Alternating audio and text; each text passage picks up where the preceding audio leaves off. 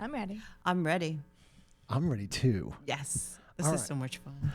All right. So today we have Anita Durst and we're going to get it from the source right here. It's been 30 years and I'm still nervous to pronounce your organization incorrectly, but I'm going to do it. It's ChaShaMa's.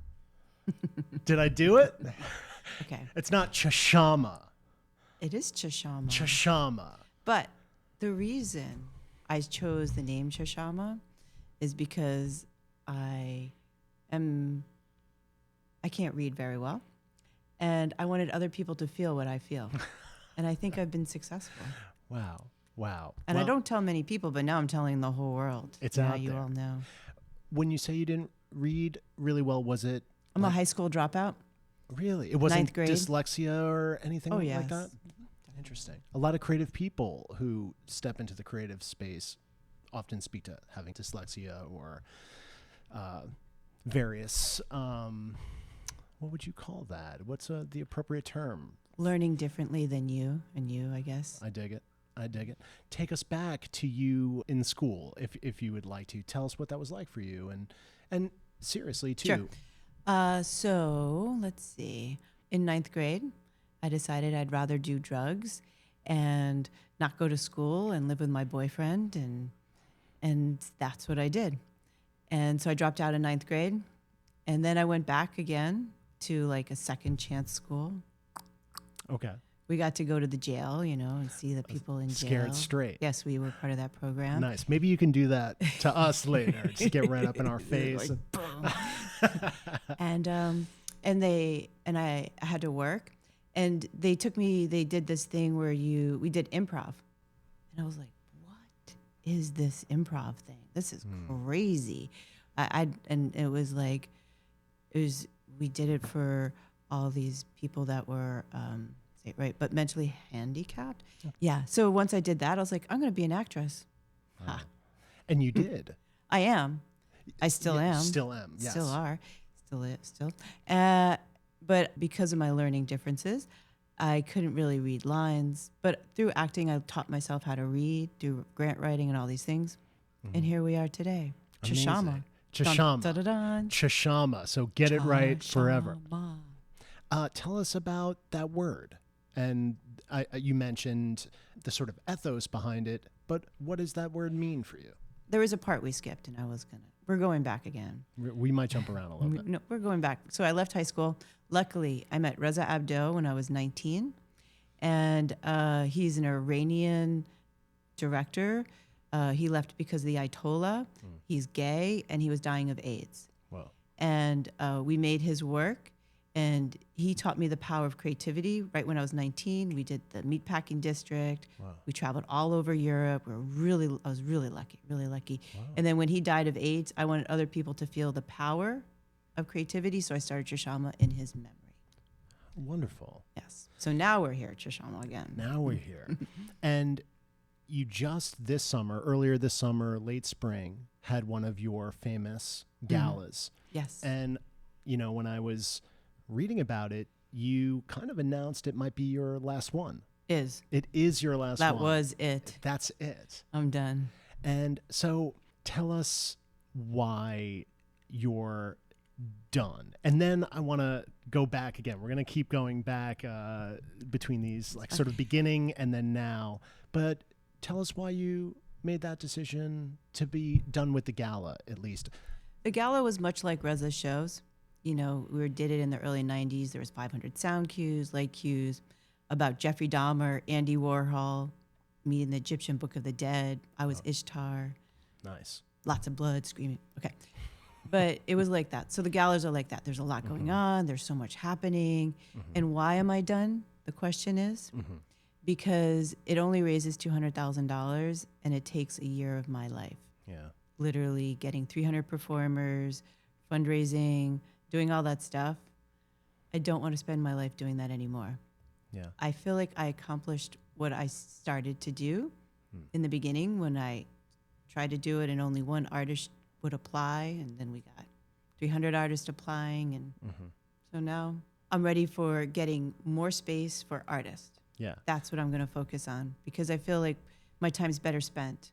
And I could raise that money much easier individually, instead of spending all my time doing Organizing the gala. this one event. Yeah. And yes, finding space for artists. This is sort of the core mission of the organization. And I've engaged with so many of these creatives in art and fashion, jumping all over the place, which is, and perhaps even now more than ever, New York City, maybe not now more than ever, but maybe now more than at any other time in the 21st century, commercial real estate kind of up for grabs or a little confusing, right? People aren't in offices as much as they used to be necessarily. And you're probably more of an expert on this than me.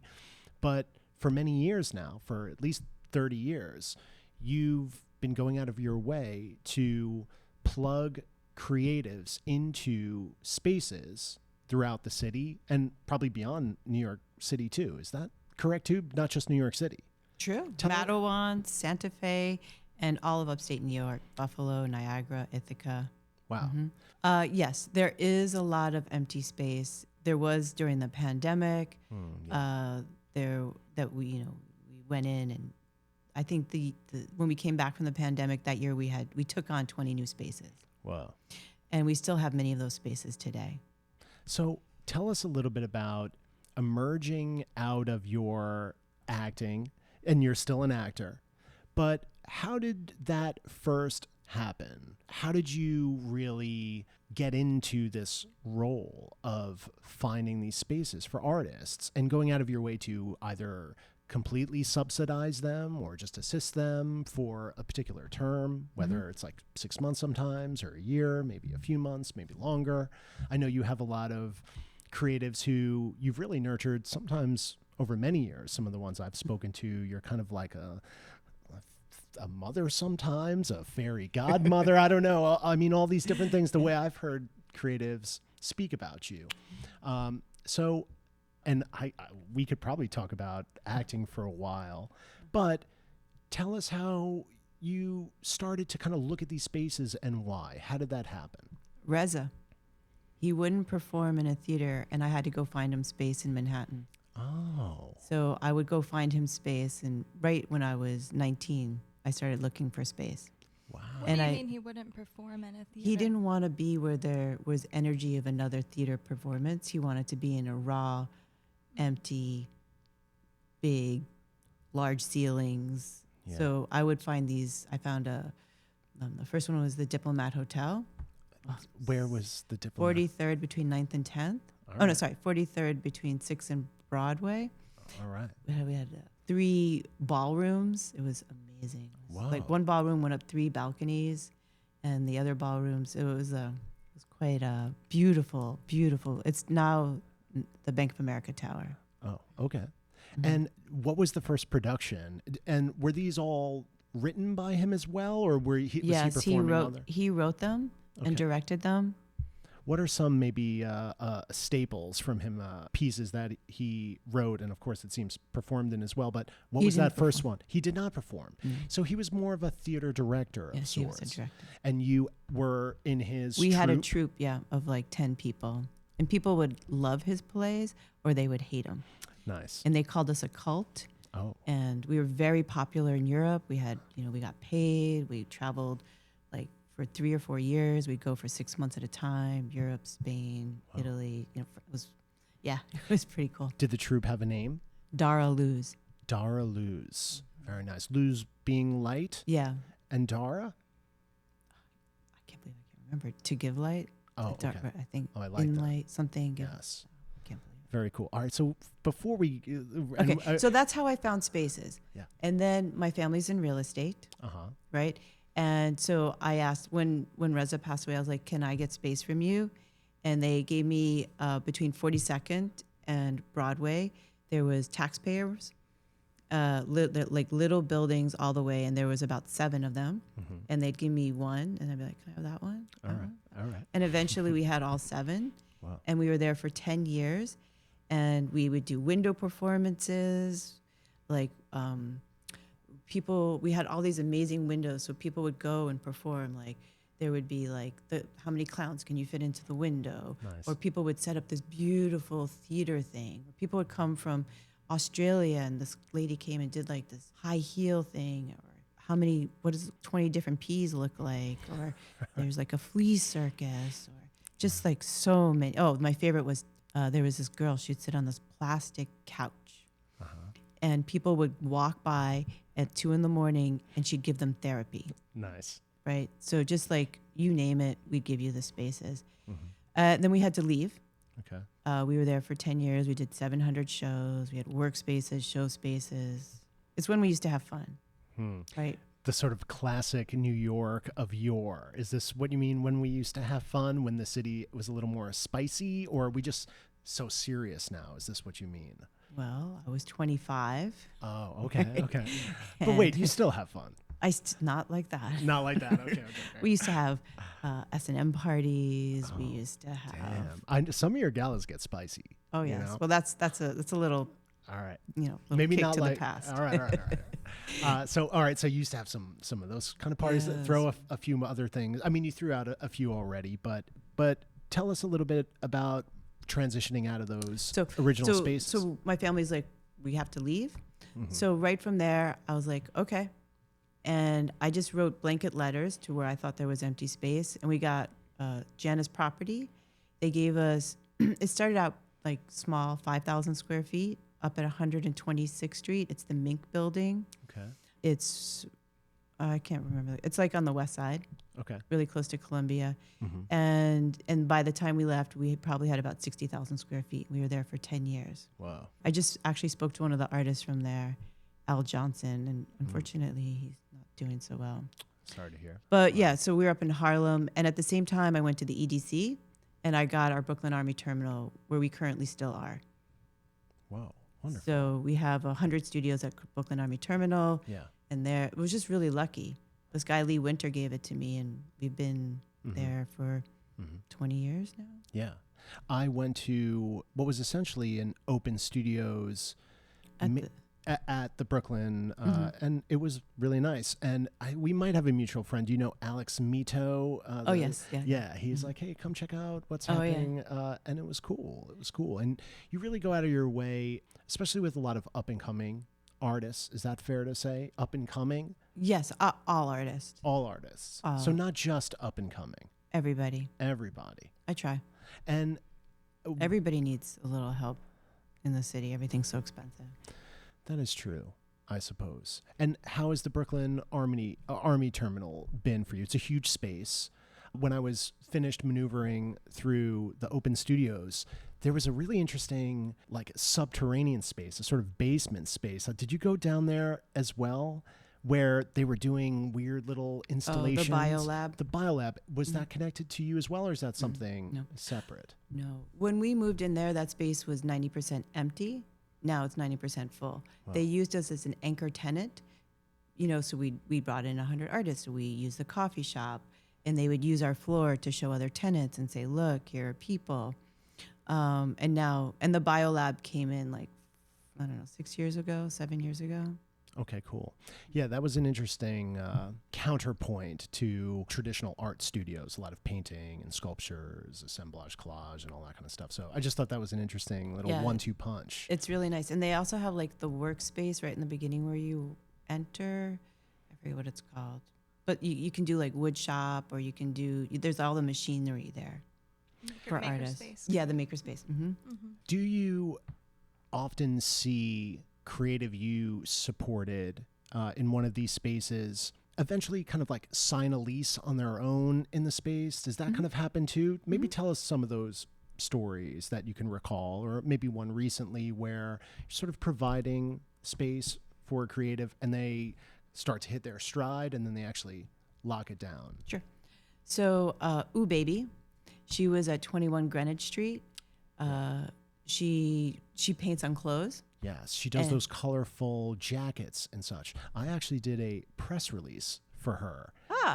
There you go. Do you know Mandy Erickson? Mandy said, you got to meet this young designer. And she was just looking for a little kind of copy for a bio and stuff. And I actually interviewed her and wrote her a little sort of press release bio thing. So yeah, we have some little connections and stuff. Yes. Anyway, she's very cool, very sweet, very creative. Very, yes. So we gave Ooh Baby her first show. Actually, she came from art. Another artist supported her, brought her stuff and sold it in one of our shops. Mm-hmm. And I saw it and I was like, ooh, she's interesting. And then she came and I met her and we gave her a space. Okay. So she got an investor for $500,000. And from our space, she worked with that investor and moved to Bushwick. Okay. And opened up a studio. And this year, she was in all of the, the Christmas, the Union Square, and the Bryant Park. So she's doing those kind of. Great. And I think she made like $50,000 or something, All right. but it's like up and down. It has its ebbs and flows. And yeah, so she's doing very well and she's growing and she's, from doing secondhand, now she has a manufacturer and she's growing and she has a more online presence. So that was a very successful story for us. Cool. Another would be Sandra Spana. Okay. She was in our Harlem space and she went from having a studio to renting it out from the property owner. Very cool.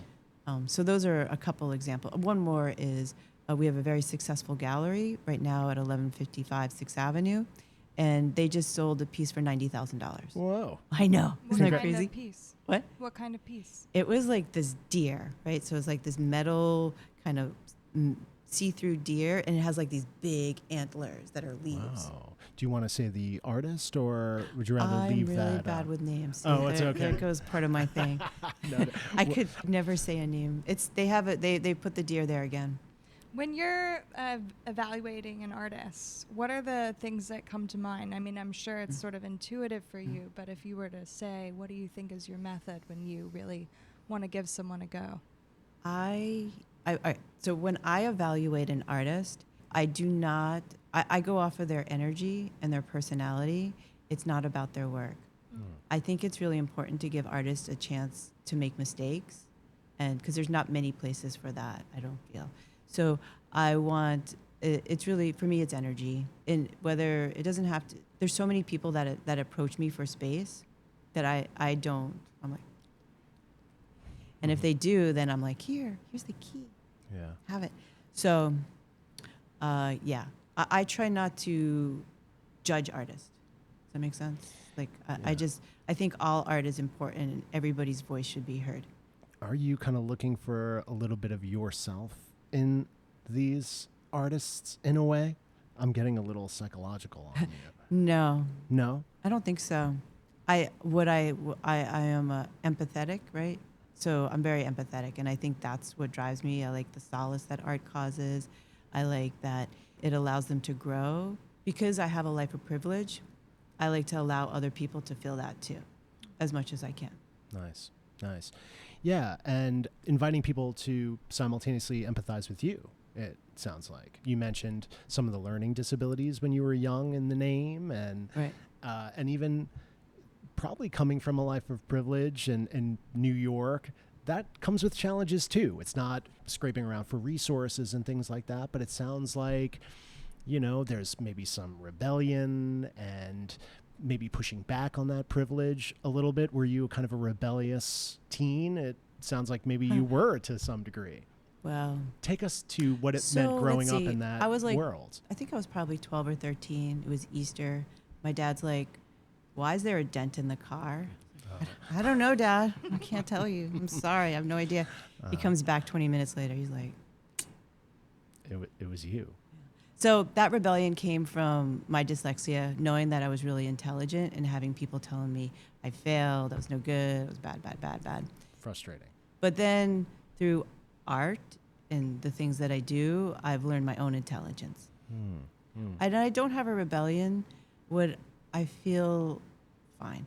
What I feel is, with privilege, you're kind of living off the sweat of others, right? And I feel I try to support and be supportive to everyone around me. Yeah, and a lot of those stories over the years, just from my experience, so many different creatives have expressed that, who've just been very grateful for the work you've done. It's interesting because I think the reason, I wonder why I do it all, and I don't realize what I'm doing, right?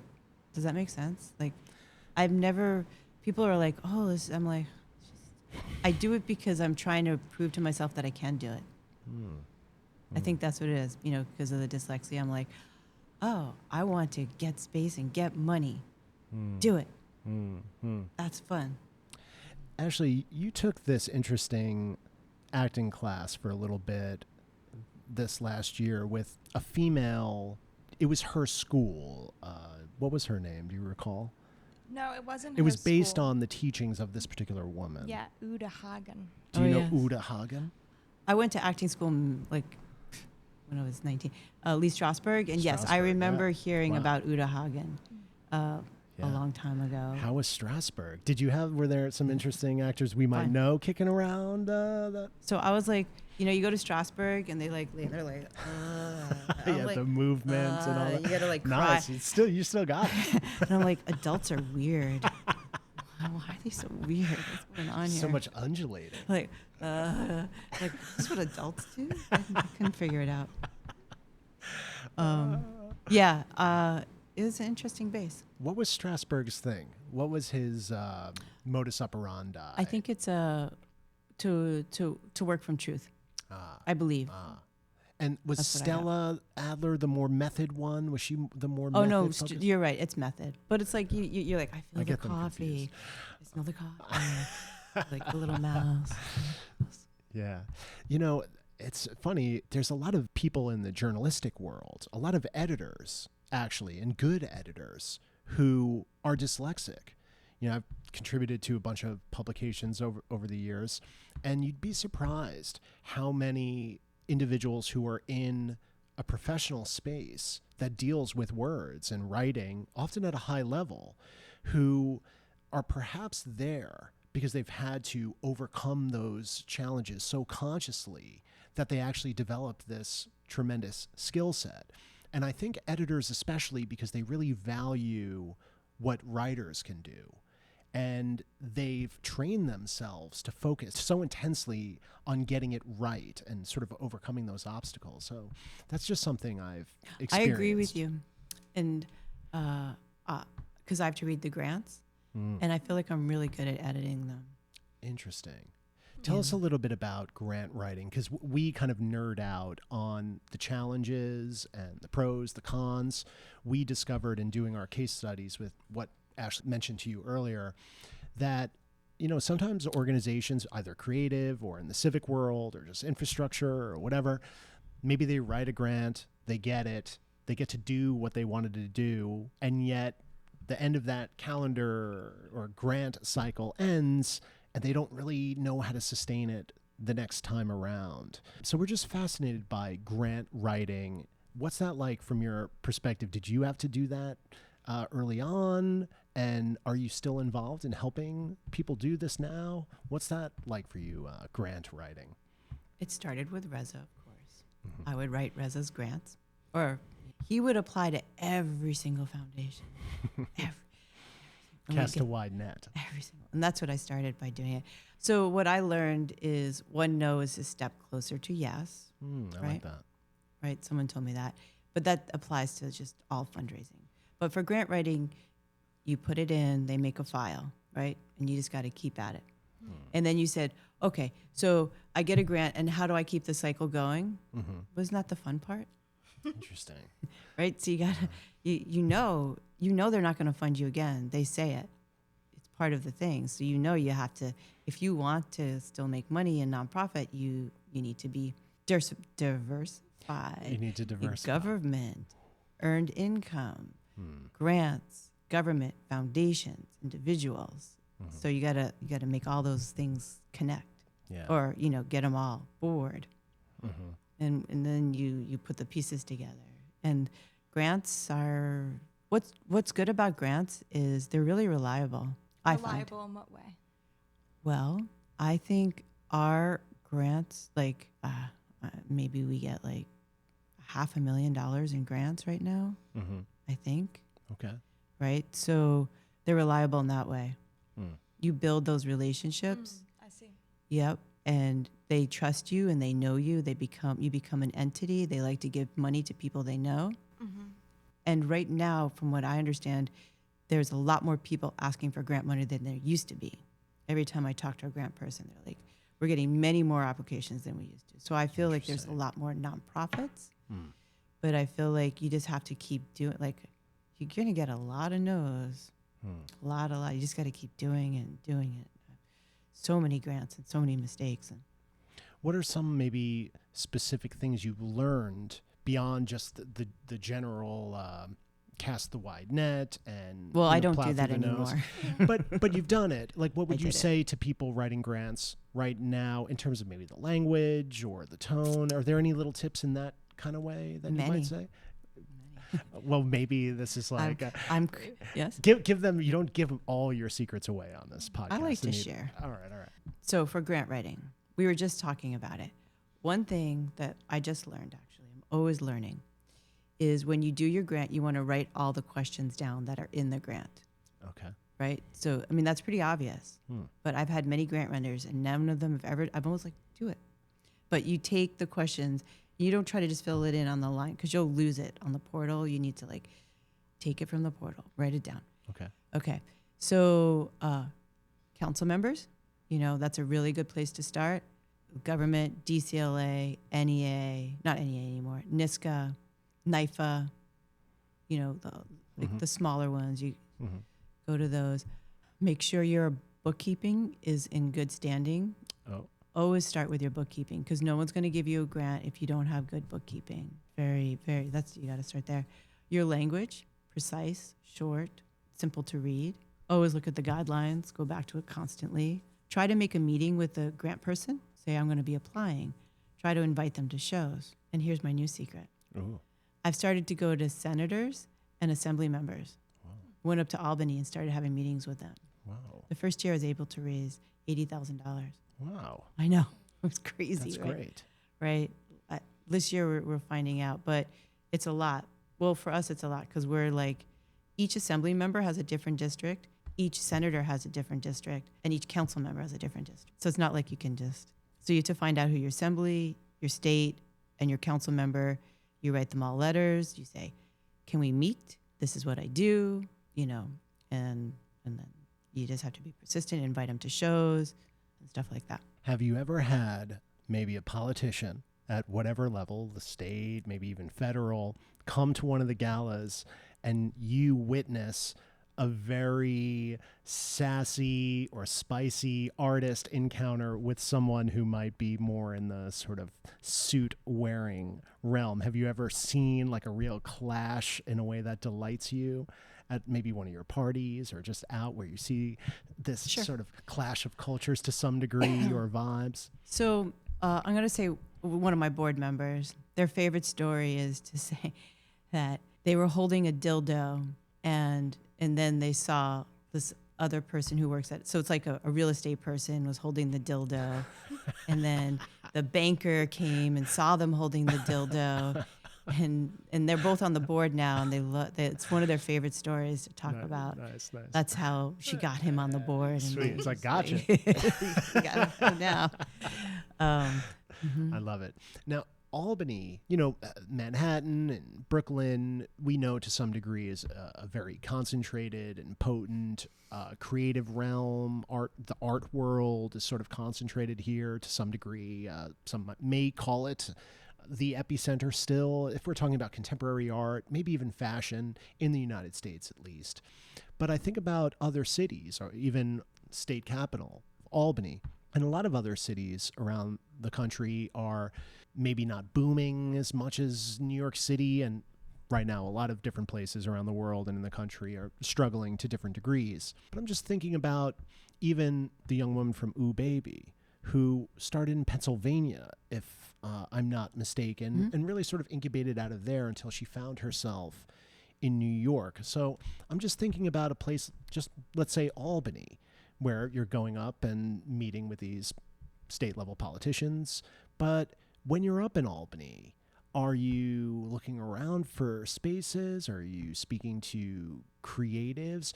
Are you interested in doing things in a space like Albany specifically, or digging around and trying to meet some creative people on the ground as well? Always. Okay. I'm never not looking at spaces. and I'm always interested in meeting creatives wherever I am. We got a grant from NISCA, New York State, whatever. We got a grant from NISCA, and it was like, I think it was $230,000 over 2 years. Like, it was probably about $500,000 over 2 years. Nice. And it was to go up to Albany and to all these places and open up spaces. All right. And so we opened a space in Troy, which is right next to Albany, and we have a space in Niagara, right? And Niagara, right? Niagara Falls. There's a lot of people going there. But have you ever been to Niagara? I've been to, yes, both sides. Okay, but so then you've seen the New York side. It's like dismal. Yeah. There's nothing there. Yeah. So we got a really nice space in Niagara. We've had a little gallery there, and now we've opened up a little shop with Seneca Nation. Great. There. Yeah. So, and the hope is to try to revitalize, just because as we see in the arts, revitalize spaces and stuff like that. Yeah. But now that we don't have the grant, we're still keeping all this. There's like Ithaca, Rochester, all these spaces, Salamanca. We're keeping them all open, but we're doing it ourselves without the grant money. Okay. When you're getting grants for those types of communities, when you're talking about revitalization, have you seen or do you communicate to them like the economic development that's going to happen in areas when you start with the arts and culture and bring that back? Is that something that is part of what you communicate? It depends who I'm talking to. So if I'm talking to NISCA, it's about the arts. It's about, because they're like, you can't do small businesses. You can only do art. Right? Okay. But if I'm talking to the senator, then I'm like, yes, revitalization, workforce development, local economy, beautification, stuff like that. So it really depends who you're talking to. You kind of like, you maneuver, you're talking to them. Yeah. Nice question. I'm going to ask you a tough one right on the heels. I of love that, tough though. questions. Well, beautification, sort of civic development, these are, I think, important things. But often attached to that conversation is the difficult notion of gentrification. And I know even in my art journeys that, maybe you're curating or you're a part of a new gallery, sometimes people in a specific area get a little nervous about notions of gentrification.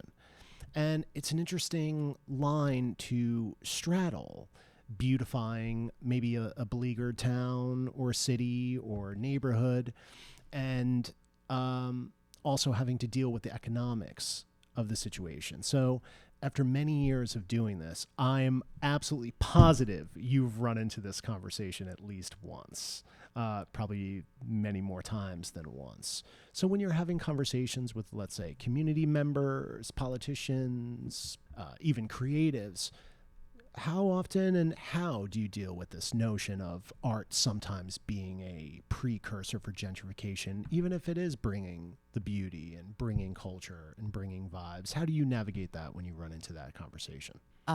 Well, it depends who I'm talking to. But if I'm talking to a community member, about gentrification, I am talking about, we work with community, with your community. We're only going to work with local artists. When we bring artists from the outside, it's going to help your community by helping your local shops and creating more business. And then, yes, we will, if it's a downtrodden neighborhood, then we are helping to beautify, and we're helping with the crime prevention as well. Because if you have an empty space, there's crime. Yeah. Right. And then I have my own philosophy, which I will be sharing now. Great. So as New York, where it started all the way down and all the way at the bottom of Manhattan. And without gentrification, New York would not be what it is. It will always have gentrification, and it will always be changing. Yeah. You mentioned this work with the Seneca Nation. And here's another slightly spicy question. And I often walk that line too. Sometimes that's the most interesting thing we can do often, is trying to come together and bring cultures together. And last summer, actually right around this time of year, maybe around August 11th last year, I curated an art show on the Shinnecock Reservation in Southampton, in Long Island on the South Shore, where they have this big reservation.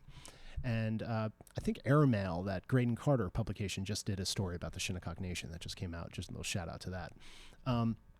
But it's interesting when they are interested in your just general curatorial expertise and connections and just general prowess in the art world and all these things, and your vision and energy and all this kind of stuff, but also straddling this line of not stepping too hard. And it was a really great experience, and I would love to work with those guys again out in the Shinnecock Nation.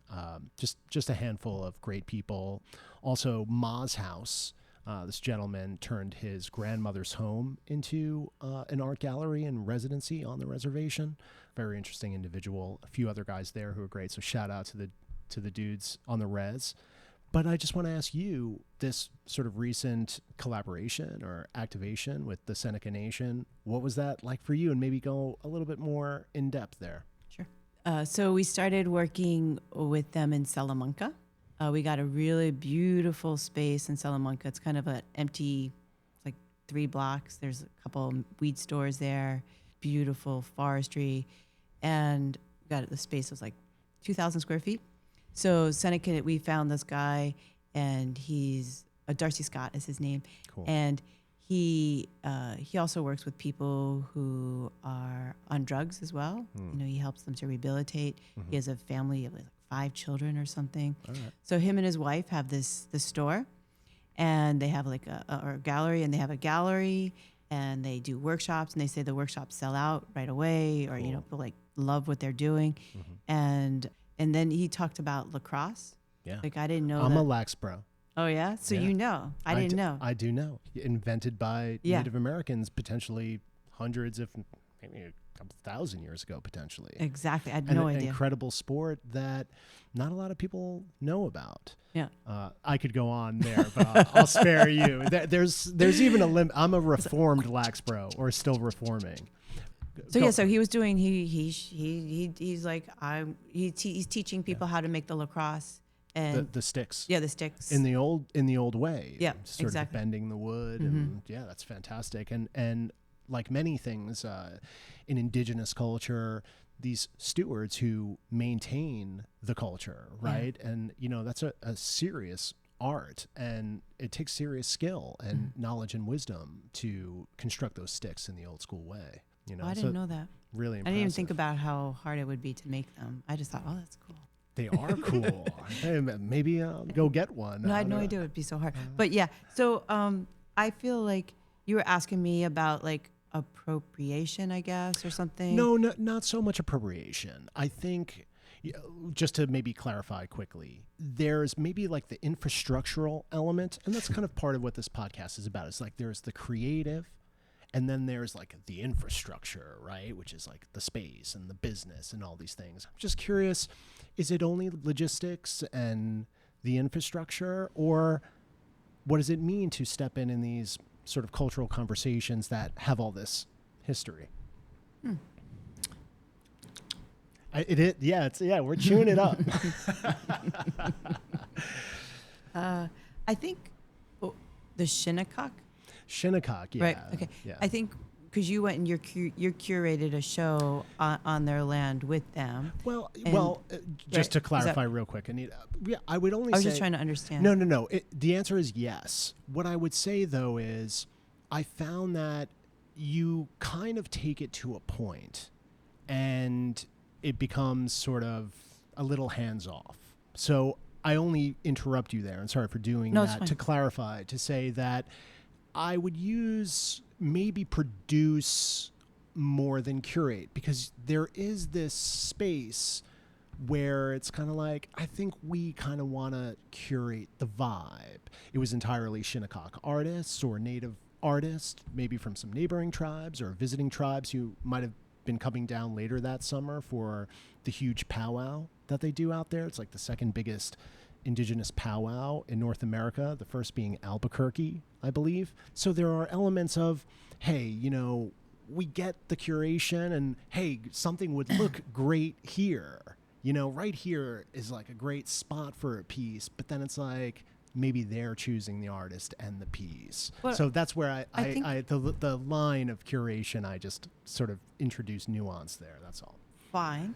Or a little more produced. No, than, but okay, you were producing. That's what I was saying. Yeah. That you were coming in like the intention is a little different for us. Like you were helping them and you were bringing a crowd to them to help to sell their art in a way as well, right? Yes. So in that way, you were, and then for what I do, I'm kind of like, here's the key, you do it, Okay. right?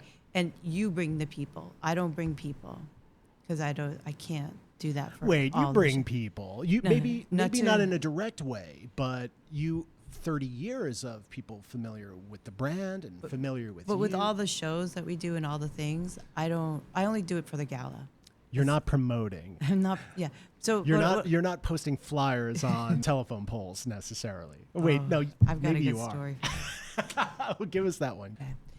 We for our first gala, TS 2000. It was actually it was an S&M party. Okay. The Torture Garden was performing, and then lots of. I think we were in Variety, and my friend and I we were driving the van around, and we were wheat pasting the posters with the sexy lady on it, and somehow we wheat pasted poo, and then the van stopped and the poo got all over us and all over the van, and the van smelled like poo for weeks and weeks and weeks, and it was so nasty. So yeah, you brought that Never back. again. Never again. Oh, And, I brought well, you it's back illegal. It's illegal now. We found out because we got in trouble and fined there. Oh man. because you can't, because we had our address on there, and Fair enough. you're not allowed to do that. Fair enough. Fair enough. Yeah. All right. So yes, that nuance. You're not. But what we're saying, we're both helping, and we're both promoting. So I think that it's really good what we're both doing, right? I think we have a vision of helping and giving. Helping is a good word. You know, helping and giving, and Yes. that's what we're trying to do. Yes, and you know what? That's exactly why we invited you on this podcast, because I do think that a lot of the conversations that enter out into the media realm are either so strictly political or so sort of strictly cultural, at least first, right? Because art certainly can address politics, and sometimes politics uses art to be a means to a certain end to some degree. But we really like that you have this strong creative and this strong civic or infrastructural side to you. And it seems like something that we're both really interested in too. What does it mean to have that interest or that skill set as well, right? Because going back to you being an actor, and yes, your family, so there's a responsibility because your family to some degree has that infrastructure, so to speak. Do you love that part of it now, or have you come to love it, or did you find immediately that you loved it, the space, the giving the person the key? Always. I mean, going around and walking into spaces that someone's going to give to you for free, right? That's, first of all, really fun. Right now we have like 41 locations, right? Wow. So think about all those meetings I've had where I get to see these amazing spaces, and these people know that we won't pay. So it's such a good feeling to be able to do that. Well, what have you learned in how to give out space? Because I'm sure giving someone free space, maybe sometimes things go wrong, or maybe they used to go wrong in the past. Oh, they still do. So yeah, what have you learned on that front in terms of how to actually help and not cause an issue or sort of regret giving that person space? How do you determine that? Being very clear, letter, agreements, tours, making sure we interview the people we give space to, because we don't always know them. We don't know them usually. Yeah, clarity is the most important, and understanding what they want to do with the space. Yeah, and it sounds like what you were saying earlier about really not just liking the person, liking their energy, but kind of trusting them too, that part of the liking or vibing with them is a sort of innate or feeling of trust. Mm-hmm. And I think it probably, when we see somebody, like, to go back to Ooh Baby, she's an entrepreneur and she's tough and she works hard. And I think probably to some degree you see somebody doing that work or putting that work in and sort of taking that responsibility on, that when somebody's taking the initiative in that way, it's a little easier to trust that you can count on them because they've put that responsibility on their own shoulders. And I know I'm going all over the place again, but a big part of this whole platform here is trying to sort of gently, in a playful way, invite everyone to step into that kind of energy, especially now. I mean, it sounds like the role of creativity in a world that has undervalued creativity until maybe this moment, and is potentially arriving at a point where it's seeing that there is a lot of value in the creatives. And I think you've spoken to that in terms of your own career, that you saw that there was a different way to navigate the world of real estate and navigate the world of money than perhaps is the traditional way. So do you have any thoughts on sort of the missing element of creativity, maybe in education and also in the professional world? Look at that. That actually worked. Okay. Creativity. Yeah. So creativity in education. You said that first. So the creativity in education is lacking, right? It's very, it starts with the education. It's like graded. You're like A, B, C, D, or fail or whatever it is. And so what if our education was more based on wanting to learn, right? My son went to the Blue School, a very creative, school, and their base was not saying this is a glass, but they say, what is this?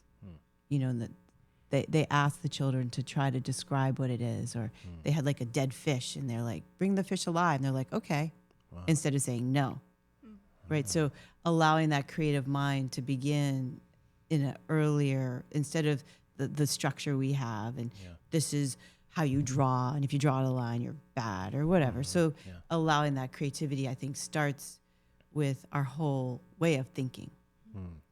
And then to inspire others to want to get out of the realm. I think a lot of people, there is no other choice, because the job place, the machines, the AI, the box stores, all these things are taking our jobs away, are taking ways for us to live. And then it's so hard to fight them as a small business, right? How do you fight these big box stores? Like, how do you do that? So it's so very hard. So, but not to deter you, you should still do it. Have vision and make things happen. There's a need. People find out what is the need that people want, right? There's like farming, or I don't know. I look at Instagram once in a while. There's like that thing where the people are making the rope tree thing, or I don't know. It's like this. I don't know. So like finding creative ways to live, or the tiny home, right? Like that's a great example of somebody being creative, and now it's like a thing, and people make tiny homes. Or that's it. That's all I got for you in that one. Maybe looking at previous paradigms, maybe not completely inventing the wheel, although if you can, give it a shot, right? But maybe looking at established paradigms and saying, not how do I fit into that established paradigm and I'm struggling to do that, but maybe that paradigm can evolve in a way that's beneficial for everybody, and then lend that creativity there to kind of stir up something new, right? Yes, like it was like people, they go out and they sold ice cream at parties or something, homemade ice cream, and that's like a niche, and you can't get those delicious ice creams. And I think the girl had the bicycle, right, and she would bike, and she had it in the back of her bike, and so like figuring out the things that you have at your disposal. I had real estate, I had connections, and using those. My dad would say it's what you make of what you have. Do you have a vision for the world of real estate that would have elements of what you're doing incorporated as more of a standard part of how they're thinking about developing communities and spaces? I think that the world is making that vision happen. I mean, you've seen how much it's changed in New York. It's like walking through a gallery now when you walk through all these lobbies. The other day I did some cut throughs, and I was like, it's crazy. And there's like little sitting areas. So it's like people are demanding a change in real estate. They want it to be not so corporate. They want it to be more relaxed. They want to have more engagement. So these are the kind of things that are happening automatically, and people are creating it. And you see it all the time, and you see that change. My personal vision for it, I don't really have a big personal. I think, I don't know, maybe everything should be free. You played a huge role in this notion of doing art activations in vacant office spaces. Obviously, the Spring Break Art Fair has done that with success, some years more so than others, if I can say so, and I love those too. I've moved through some of your parties, the galas, where it's creative use of often vacant office space. And now we know, certainly post-COVID, that there's all this vacant office space, and companies can try to fight and pull people back in, often against their will or under some sort of mandate of some kind. But have things irrevocably changed in terms of where and how people work? And there's all this empty space. So I guess partly what Ashley's asking, and even I mentioned we had these guys from Silver Art Projects, and you have these various buildings as part of the World Trade Center complex. Some of those buildings have been around for many years now, and they're still not totally full, or they've even lost tenants, right? So are we in a paradigm where we must, and this means like these huge contractors and owners and brokerage houses, etc., must they change the way they feel about all this vacant space? Does it have to happen, or does a bubble burst, or do we invent some new industry that just brings everybody back to the office miraculously? So you must have a take about that shifting commercial real estate landscape, especially now. I believe if you have empty space, you get a tax write-off, right? Is that true? Now, that's an interesting thing, and I've looked into this, and some people say it's not, some people say it is. No, I'm saying ChaShaMa cannot give a tax deduction for giving an empty space to us. Okay. That has been made very clear to us. Okay. We are not allowed to do it. We don't do it. Okay. But what I'm saying, the landowner who has an empty space gets a tax write-off from the government. This is what I've heard. This is like, I'm not 100% sure. It is a true thing. It is true. It is true. They do get Anita's saying it. They do get a tax write-off if the space remains empty, and therefore they are incentivized to keep it empty until some big bank or something comes along and cuts a big stupid check. Right. Yes. And in other places, they get taxed for having an empty space, like in London. So, I mean, because I've looked, I've tried to figure this out. And in a place like New York, it would be very hard to change a law like that. Right? Because the property owners, the values are high. The property owners have, it's a thing. So, and I've talked to senators, and I've talked to lots of people about this, and, but it's not, I've talked to lawyers, really looked into this nonprofit and this. You don't see that changing anytime soon. But if it were to change, it would have to happen at a legislative level. Like laws would have to change. It's New York State or New York City law? Do you know? I don't. I think it's New York State. I think. I know it's New York City. We'll look a little bit more deeply into that. But we feel you, and that is a bit of an issue, isn't it? Just a bit. I mean, if they didn't get that tax deduction, and then we were allowed to give them that tax deduction through our nonprofit, we'd have to beat them off. Get back, get back, get back. Or, I mean, also the market might correct, meaning right now the market might be artificially high because of that tax deduction. So if they didn't have that tax deduction, the market would force them to lower the cost of what they're charging, right? Like we've looked at several spaces in the West Village, and they've been like, well, it's $30,000 a month, and yet it stays empty. So in that instance, that landlord would have to bring it down to what people are actually able to pay to operate a small business within New York City. And that honestly might be more of like the sort of systemic solution that we're looking for. But it sounds like maybe the issue is that would potentially cause a dip in profits and all of these sort of property holders in the short term. But in the long term, there's all these benefits for everyone. So it kind of seems like, is that something that could we show that there's a majority of New Yorkers who support this that then the legislators can't argue with? Not it. Well, these are the types of things that we're, again, There's no way I could. well, these are the types of things that we're researching in terms of what could we help coordinate, you know? Yeah, I mean, I've looked into it. The potential of the money loss for the property owners is huge. I just understand the very basics of it. Yeah. Mm-hmm. Yeah. And one thing we've discovered is it's hard to look into these things. It's potentially made deliberately difficult to discover the ins and outs of this particular issue. It's just something that If you want offline, we can have a conversation with someone who can explain it to you, who understands it pretty well. Yeah, no, we're not putting the onus on you. No, I'm saying that, but I do. do have people that have explained it to me over the years. Yeah. We'd love to talk to them actually. If you've got some people. I do. You know, my next question for you, and you know, we might wind down a little bit, Anita. And by the way, you've just been so great. Oh, thank you. During this, I told you, let me perform. You're great. Over the years, and over the last 30 years, and doing this sort of celebrated gala that you do, that's always a lot of fun. You've probably had a lot of different people working with you, perhaps for you. I would imagine you'd like to contextualize it as working with you, but you've had different staff and team members over the years. And many. So I'm just curious, looking back at the last 30 years, and just because the gala had its last hurrah, so to speak, the organization goes on.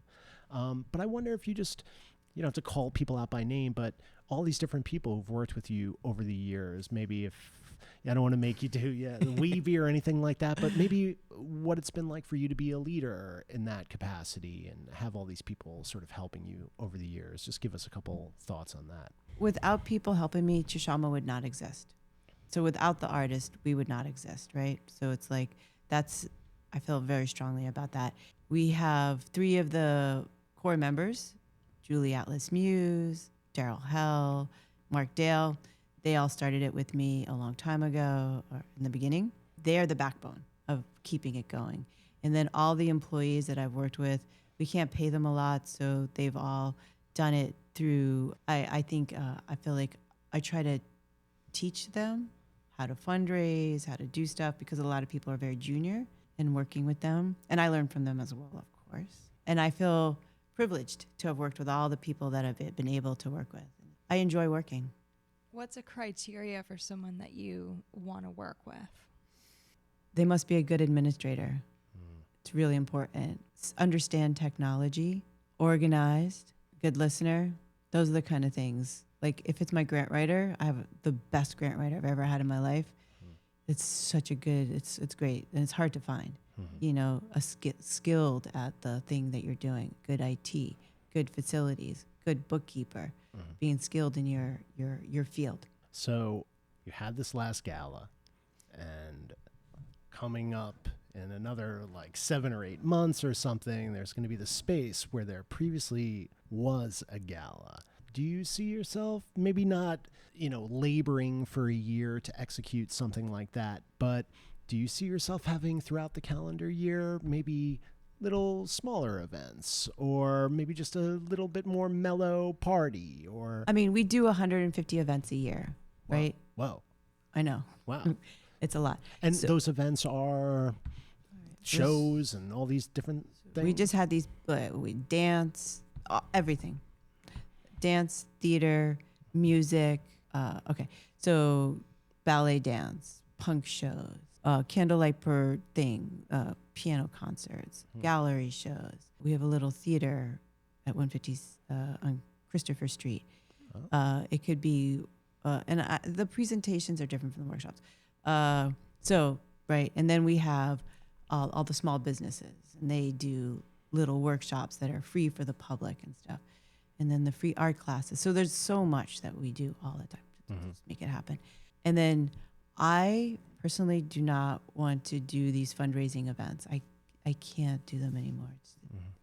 It's I don't like looking at people and being like, how are you going to give me money? It really hurts my soul. So I don't want to do that. I'm out of it. But my team is going to hold events. And the first one they're going to do is for the open studios this year.